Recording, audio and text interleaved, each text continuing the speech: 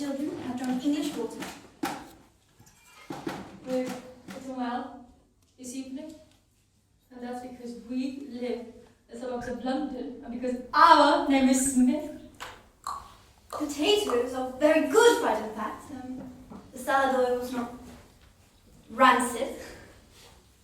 The oil from the grocer on the corner of the street is better quality than the oil from the grocer across the street. And it is even better quality than the oil from the grocer at the bottom of the street. However, I prefer not to tell them that their oil is bad. However, the oil from the grocer at the corner is still the best.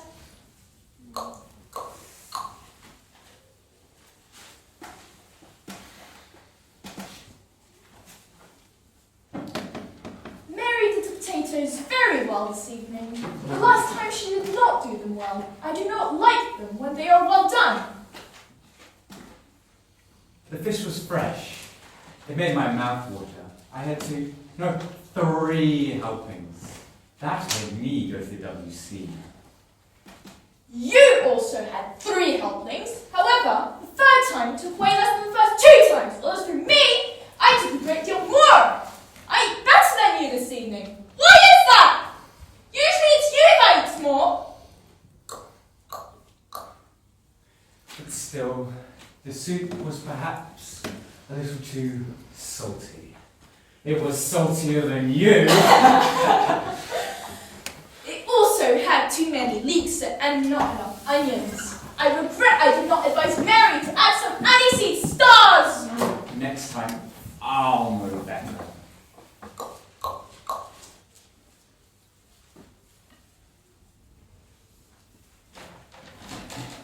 Our little boy wants to drink some beer. He's going to love getting tiddly when he's older.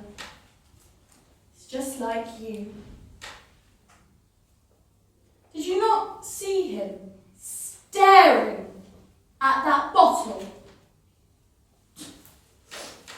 So, I picked up a jug of water, picked up his glass, and poured the water. He was thirsty, and he drank it. Helen is like me. She's a good manager, thrifty, plays the piano. She never asks to drink English beer. She's like our little daughter who drinks only milk, eats only porridge. It's obvious that she's only 2. She's named Peggy. Quince and bean pie was marvellous, although it would be nice, perhaps, to have had a glass of Australian burgundy. But I did not bring the bottle to the table because I did not wish to set a bad example of gunning to the children. They must learn to be sober and temperate! Mr. Parkin is a Romanian grocer by the name of Pepetsko Rosenfeld, who has just come from Constantinople. He is a great specialist in yogurt. He has a diploma from the School of Yogurt making in Adrianople. Tomorrow I shall buy a large pot for the Romanian. It's not often one finds such things in the suburbs of London. Yogurt is excellent for the stomach, the kidneys, the appendicitis, and the apotheosis. It was Dr. Mackenzie King who told me that. He's the one who takes care of all our children with the name of Sir John's. He's a good doctor. One can trust him. He never prescribes any medicine that he has not tried on himself first.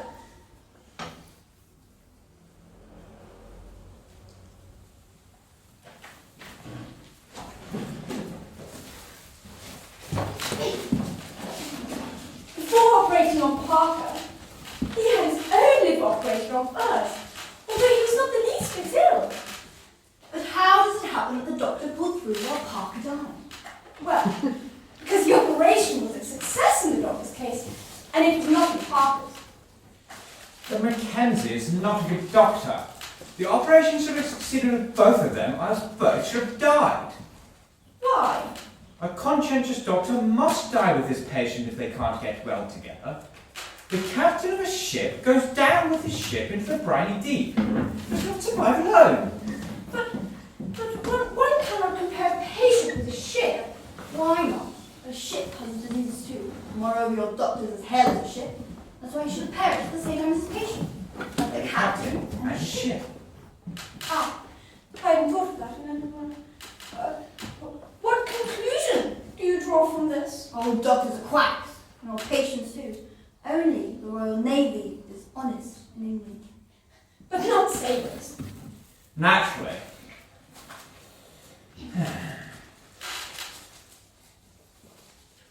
Now, here's the thing I don't understand. In the papers, they always give the age of deceased persons, but never the age of the newly born. Now, that doesn't make any sense. No. I never thought of that.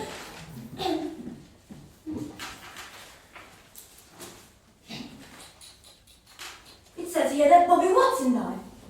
Oh my God! The poor man! When did he die? Why do you pretend to be astonished? You know very well he's been dead the past 2 years. Of course, I remember right away. I just don't understand. Well, I don't understand why you yourself were so surprised to see it in the paper. It wasn't in the paper. It's been 4 years since his death was announced, and I remembered it through an association of ideas. He was so well preserved.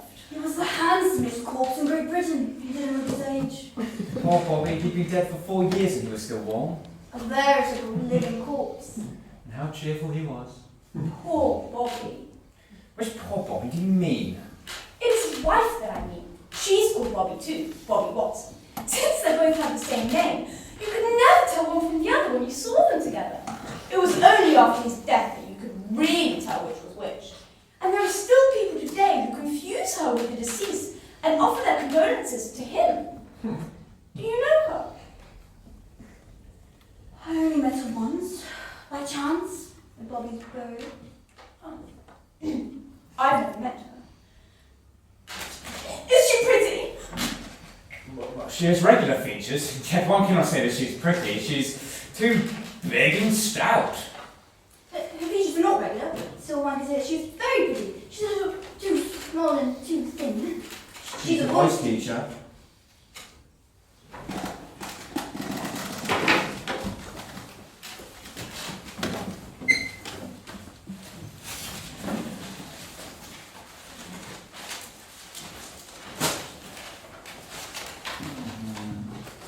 And when do they plan to get married, those two? Next spring, at the latest. We shall have to go to their wedding, I suppose. We should have to buy them a wedding present. I wonder what. Why don't we give them one of the 7 silver salvers that were given to us in our wedding and which were never of any use to us? How sad for her to be left a widow so young. Fortunately, they had no children. Oh, that's all they needed. Children. Poor woman. How will she have managed? She's still very young. She might very well marry. She looks so well in mourning. But who would take care of the children? You know very well they have a boy and a girl. What are their names? Bobby and Bobby, like their parents. Bobby Watson's uncle. Or Bobby Watson is a rich man and very fond of the boy. He might very well pay for Bobby's education.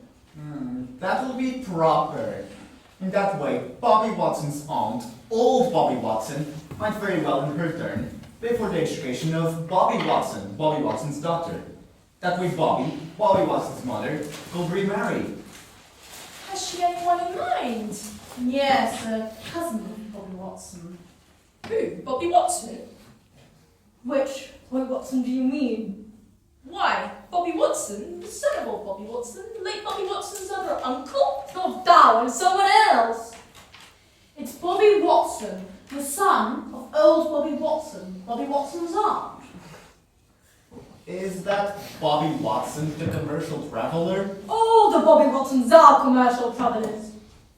What a difficult trade! However, they do well at it. Yes, when there's no competition. And when is there no competition?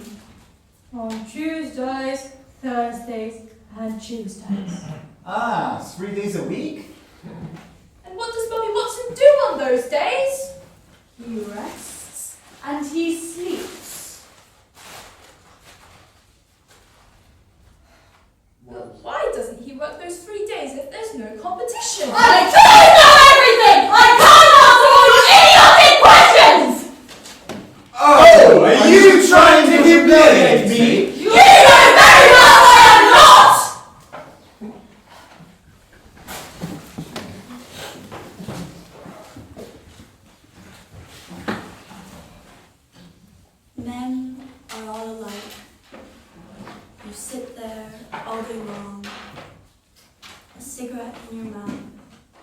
rouge your lips 50 times a day, or you powder your nose, or you drink like a fish. But what would you say if you saw men acting like women do? Smoking all day long, powdering, rouging, smoking. It's nothing to me, but if you're only saying that to annoy me, you know very well that I don't care for that kind of joking. Oh, my little ducky daddles, what a little spitfire you are. You never only said it as a joke. What a ridiculous pair of old lovers we are. Come, let's put out the lights and go bye-byes.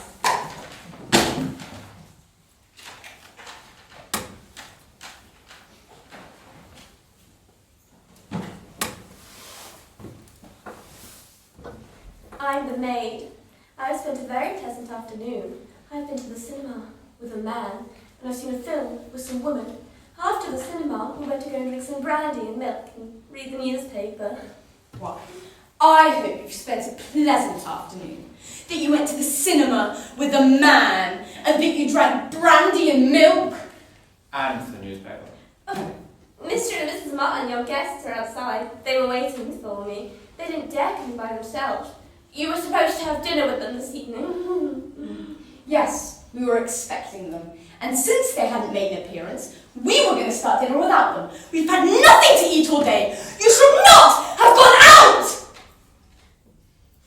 But it was you who gave me permission. We didn't do it on purpose.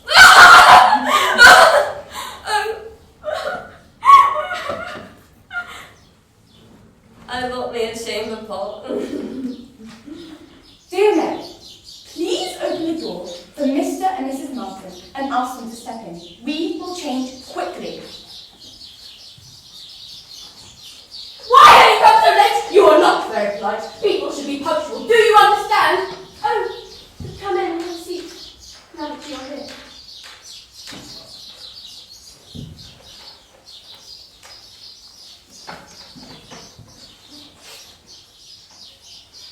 I have a little girl, my little daughter. She lives with me, dear lady. She's 2 years old, she's blonde, she has one white eye and a red eye. She's very pretty. Her name is Alice, dear lady. What a bizarre coincidence. Yourself? I also have a little girl. She's 2 years old. She has a white eye and a red eye. She's very pretty. Her name's Alice too. Yourself? How curious. What a bizarre coincidence. Perhaps they are the same person, dear lady. How curious it is. It is indeed possible. Yourself? Then there can be no doubt about it. You are my wife, Elizabeth. I have found you again. Donald, it is you, darling. Elizabeth and Donald are now too happy to be able to hear me. I can therefore let you in on a secret. Elizabeth is not Elizabeth, and Donald is not Donald. And here's the proof.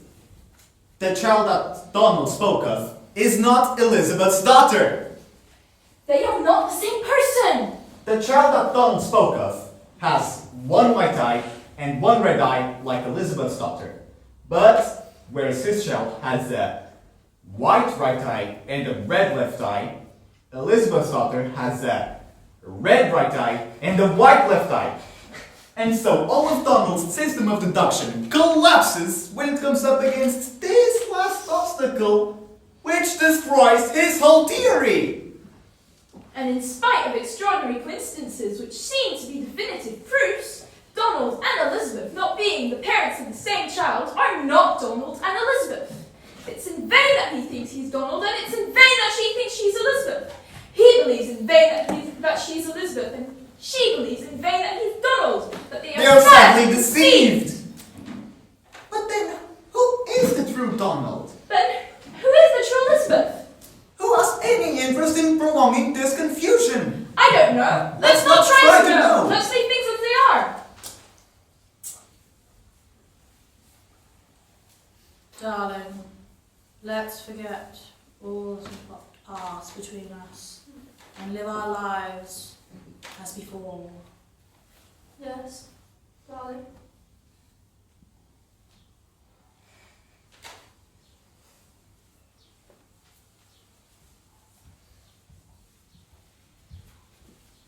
Good evening, dear friends. Please forgive us for having made you wait so long. We thought that we should extend to you the courtesy to which you are entitled, and as soon as we learned that you've been kind enough to give us the pleasure of coming to see us without prior notice, that we hurried to dress for the occasion. We've had nothing to eat all day, and we've been waiting 4 whole hours for you. Why have you come so late?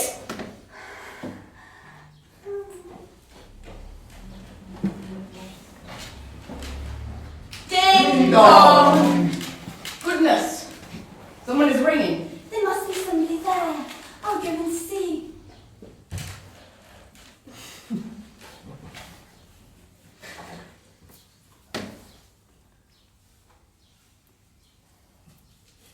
Nobody.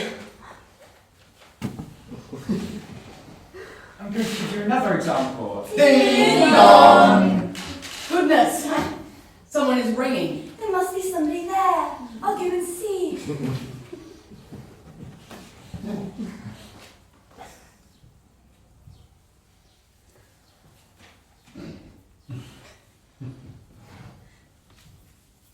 No one. You were saying you were going to give us another example. Oh, yes, Ding dong! Goodness, someone is ringing. Don't send me to open that door again. Yes, but there must be someone there. First time there was no one. The first time there was no one, the second time there was no one. What makes you think that there's someone there now? Well, because somebody has rung. That is no reason. What? When one hears the doorbell ring, that means someone is at the door ringing to have the door opened. Well, not always. You have just seen otherwise. In most cases, yes. Well, as for me, when I go to visit someone, I ring in order to be admitted, and I believe that everybody else does the same. And each time the doorbell rings, there must be someone there.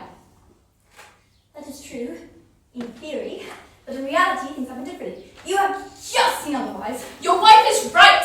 Oh, you women, you always stand up for each other. Well, I'll go and see. You cannot say I'm obstinate, but you will see so. No one there.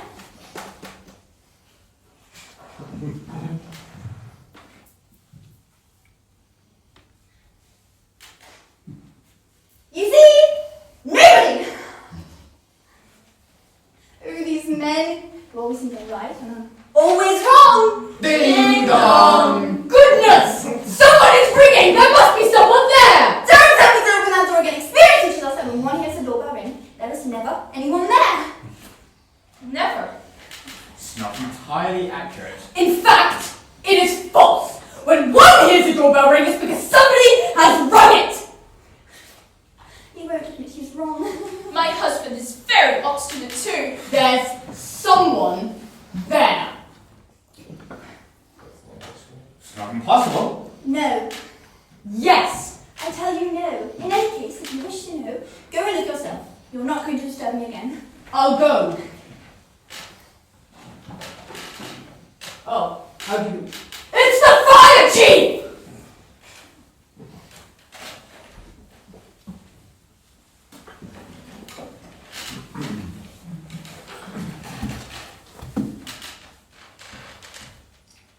Good evening, ladies and gentlemen. Good evening, Mrs. Smith.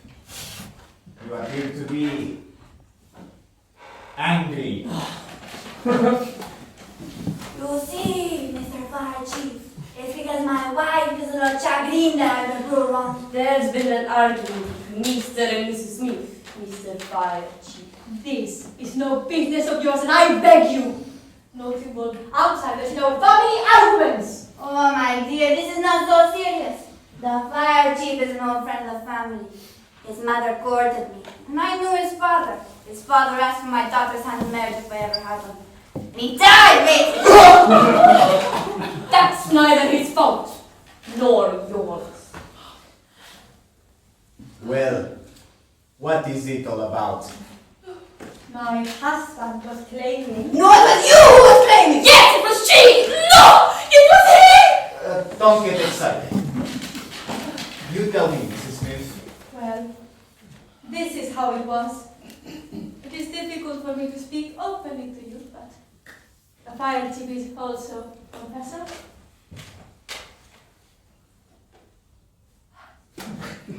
Well then, We were arguing because my husband was saying that each time the doorbell rings, there is always someone there. It is plausible. And I was saying that each time the doorbell rings, there is never anyone there. It might seem strange, but it has been proved, not by theoretical demonstrations, but by facts. That's false. Since the fire chief is here, I opened the door and saw him, and there he was. Well, But just now! but he was only when you heard the doorbell ring the fourth time there was someone there, and the fourth time there was not count. The doorbell rang 3 times and none was there. Mr. Fire Chief, you permit me in my turn to ask you several questions? go right ahead. When I opened the door and saw you, it was really you who had rung the bell? Yes, it was I. You rang the door, and you rang in order to be admitted. I do not deny it. You see? I was right! When one hears the door that rings because someone rang it. You certainly cannot say the fire chief is not somebody. Certainly not. And I repeat to you, I was only speaking of the first 3 times, so the fourth time does not count. Was it you that rang the doorbell the first time? No, it was not I.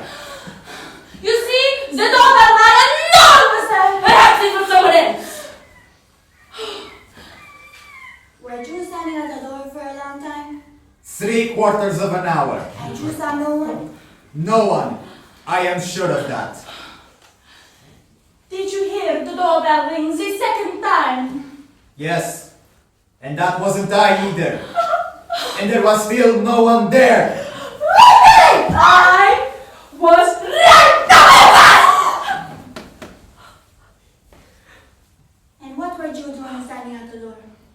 Nothing. I was just standing there. I was thinking of many things. But the third time, it was not you who rang. Yes, it was I. But when we opened the door, there was nobody in sight. That was because I have hidden myself as a joke! Don't make jokes! Mr. Fire Chief, this is suicide! In short, we still do not know whether when the doorbell is rang, someone is there or not. Never anyone. Always someone! I am going to reconcile you. Actually, you're both partly right. When the doorbell rings, sometimes there is someone, other times there is no one. This seems logical to me. I think so too. You see, life is very simple. Go on, kiss each other. We just kissed each other a little while ago. They'll kiss each other tomorrow. They have plenty of time.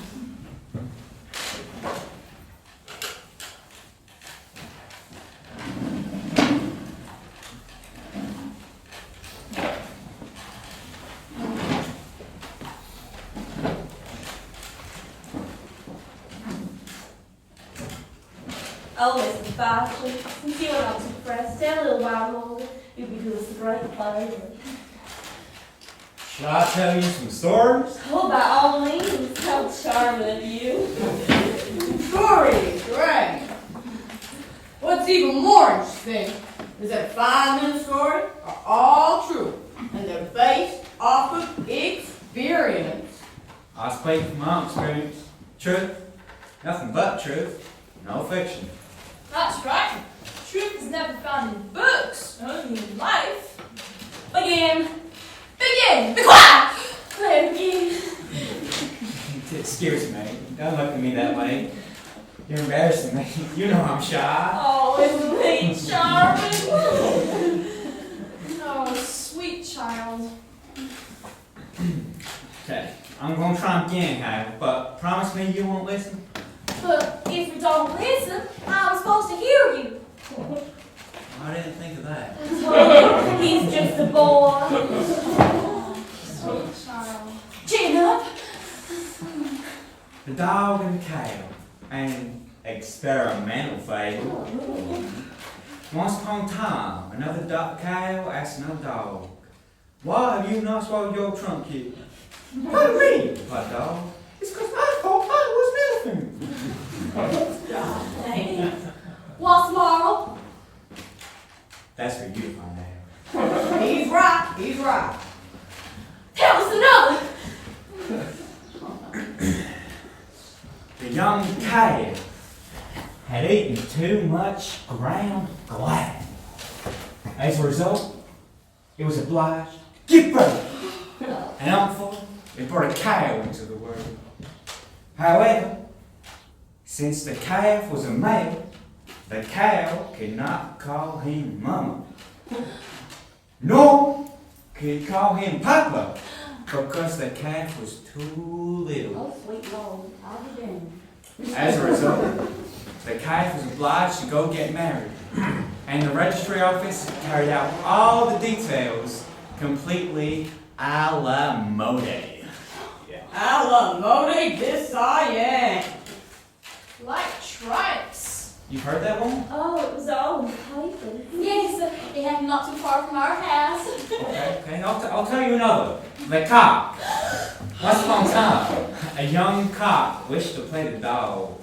However, he had no luck, because everybody recognized him right away. Oh, I know this one. On the other hand, the dog that wished to play the cock was never recognized. I'll tell you one. The snake and the fox. Once upon a time, a snake came up to a fox and said, "Why, it seems to me that I know you." The fox replied to him, "Me too." "Then," said the snake, "give me some money." "A fox doesn't give money," replied the tricky animal, who in order to escape, jumped down into a deep ravine full of strawberry and chicken honey. But the snake was there waiting for him with a Mephistophelian laugh. The fox pulled out a knife, shouting, "I'm going to teach you how to live!" and took to flight, turning his back. But he had no luck. The snake was quick. With a well-chosen blow of his fist, he struck the fox in the middle of the forehead, which shattered into a million pieces as he cried, "No! No! Full times no! I'm not your daughter!" Well, that's interesting. It's not bad. My congratulations. No, not so good. I mean, I've heard that anyways. It's still. But it wasn't even true. Yes, unfortunately. Dear lady, it's your turn. Oh, I only know one. I'm going to tell it to you. It's called The Bouquet. My wife has always been a romantic. It's your English woman. Here it is. Once upon a time, a fiancé wished to give a bouquet of flowers to his fiancée, who said, "Thanks." But before she could say thanks, he, without saying a single word, took back the flowers he had given her in order to teach her a good lesson. He said, "I take them back." He said goodbye and went off in all directions. Oh, charming. You, Mr. Smith, have a wife that the whole world's jealous of. It's true. My wife is intelligence personified. She is even more intelligent than I. In any case, she is much more feminine. Anyone would say so.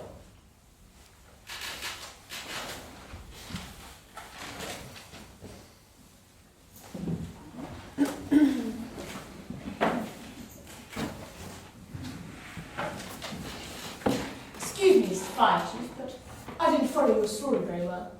Yes, Mr. Fire Chief. Begin again. You'll want to hear. Well, I don't know if I'll be able to on official visits. It depends on what time it is. We don't have the time here.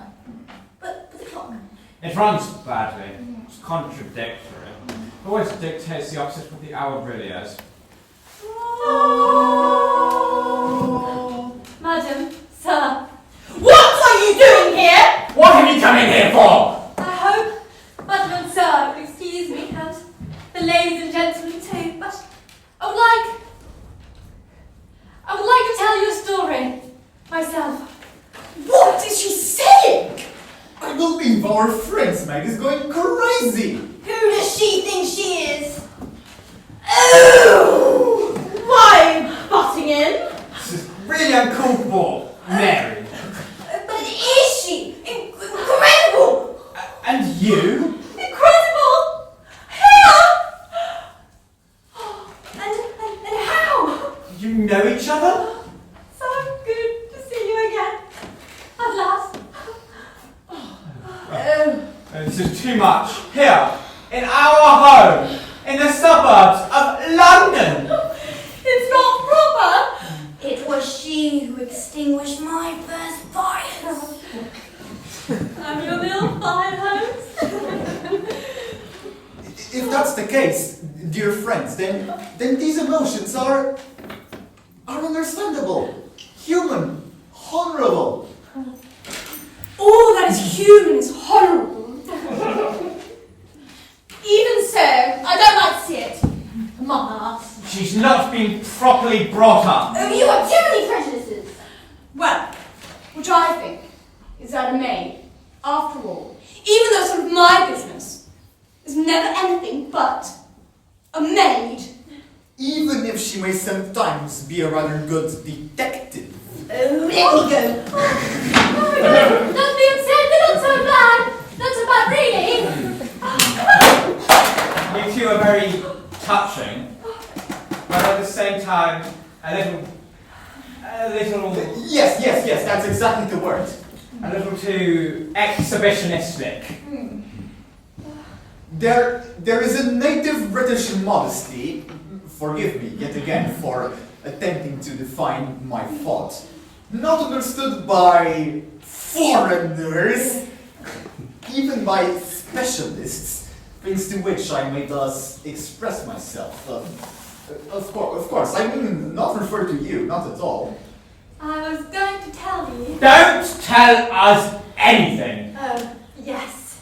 My little Mary, why don't you go off into the kitchen and recite your poems into the mirror? Even though I'm not a maid, I always read poems before the mirror. This morning, when you looked at yourself in the mirror, you didn't see yourself. Yes, but that was because I wasn't there yet. All the same, I could perhaps recite a little poem for you all. My little Mary, you are frightfully stubborn. I am going to recite a little poem then. Is that agreed?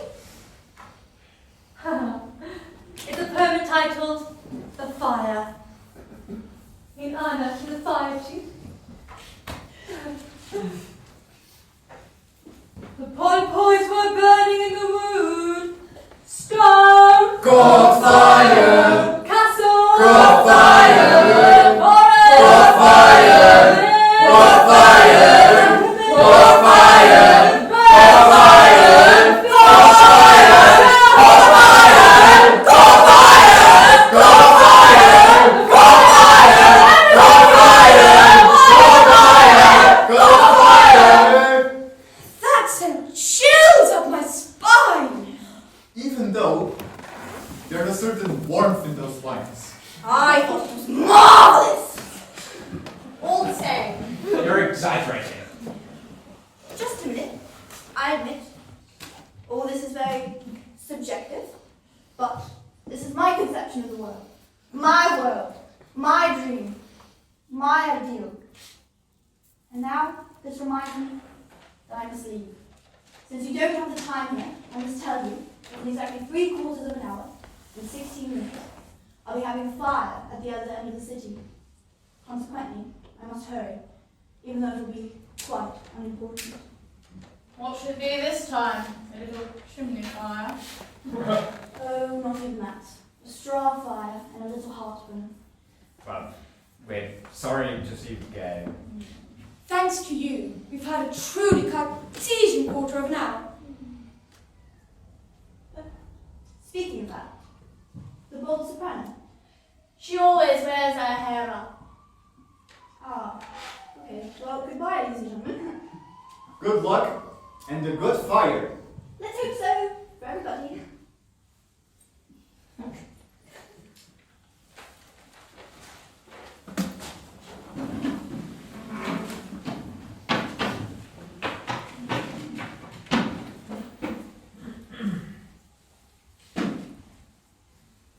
I can buy a pocket knife for my brother, but you can't buy iron for your grandfather. One walks on his feet, but one eats with electricity or coal. One who sells an ox today will have a leg tomorrow. In real life, one must look out the window. One can sit on a chair when a chair doesn't happen. One must always think of everything. The floor is above and the ceiling is below. And I say yes, it's only a matter of speaking. To each his own. A schoolmaster teaches his pupil to read, but a cat suckles her young when they're